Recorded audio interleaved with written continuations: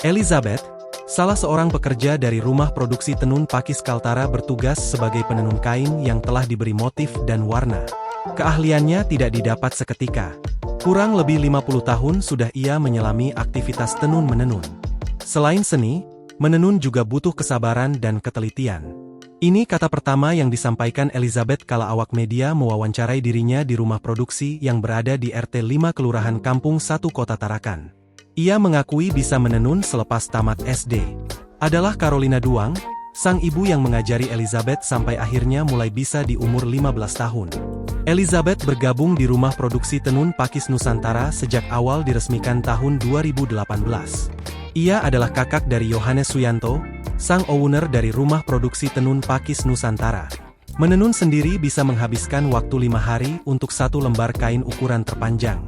Bagian terpenting dari menenun adalah kayu bagian penjepit dan pedang kayu. Dari sisi kesulitan, ia mengakui ada juga yang rumit untuk pengerjaan motifnya. Untuk motif asal NTT ia sudah terbiasa. Yang cukup kesulitan adalah membuat motif khas Kalimantan termasuk khas Jawa. Namun ia tetap belajar sampai bisa. Elizabeth belajar setiap hari. Jika salah dalam memasukkan benang, diulang lagi harus dilepas lagi dari barisan. Jika di tahap pembentangan tak sempurna tentu akan menghasilkan bentuk yang tak sempurna juga lanjutnya, karena pada dasarnya menenun adalah mengikuti dan membentuk motif yang sudah dibuat sebelumnya. Seni dalam menenun harus bersabar dan teliti. Tentunya juga menggunakan tenaga. Dan harus tahan duduk lama. Karena saat menenun, posisi penenun harus duduk lama. Dalam sehari Elizabeth bisa berhasil menenun sepanjang 50 cm. Jika lelah bisa istirahat dan tidur menyesuaikan. Di dalam alat tenun ada bahan benang disebut pakan yang berada di bagian dalam. Kemudian ada juga benang jaring. Fungsi benang jaring mengangkat dan memudahkan pakan saat dimasukkan. Kemudian ada juga benang dari motif yang sudah dibuat. Kemudian alatnya disebut pedang, fungsi untuk merapatkan pakan. Pedang yang digunakan merapatkan pakan terbuat dari kayu ulin. Yang membuatkan adalah sang suami saat masih bekerja di perusahaan batu bara. Namun di NTT, bahan pedang diambil dari kayu pohon asam. Jenis pohon ini menghasilkan kayu yang kuat kualitasnya. Di Kalimantan sendiri terkenal ada kayu ulin, di Pulau Jawa ada kayu jati. Alat tenun yang dimiliki di awal berdiri dipesan dari NTT alias didatangkan dari NTT. Untuk motif yang paling susah ditenun adalah motif gedokan Jawa. Alasan sulit karena benang tipis dan motif yang menjadi pakan.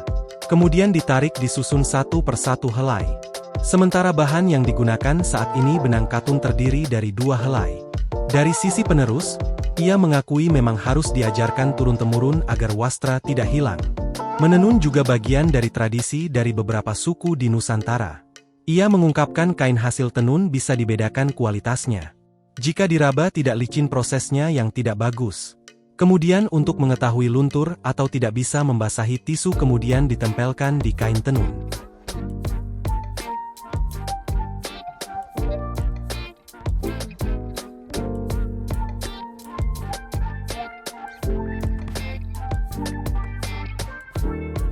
Menguasai teknik menenun ini. Ini sudah aku dari tamat SD sudah ikut mama kerja ini. Dari umur 15 tahun sudah ini. 15 tahun ya. Mau lanjut sekolah, orang tua nggak mampu ya, biarlah ikut yang kerja kayak gini. Berarti yang ngajarin ibu ya? Ibu. Ibunya namanya siapa? Carolina Duang. Carolina. Kalau ibu sendiri namanya? Elizabeth. Elizabeth.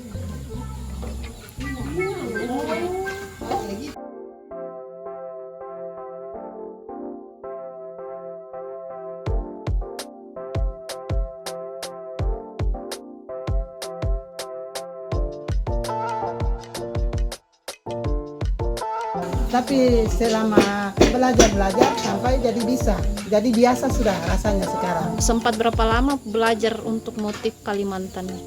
Kadang 1 hari 2 hari belajar salah kan mulai ikat kayak gini kan. Kalau sudah salah kita buka lagi, buat lagi. Kita pikir ini nantinya bagaimana bentuknya ini, cocok enggak? Berarti bisa berhasil tidaknya dari proses itu juga? Iya. Kalau di situnya salah gimana? Iya, itu nanti di sininya juga salah. Oh gitu. Warna habis ini. Ini mau siap untuk kasih dengan benang sisipan.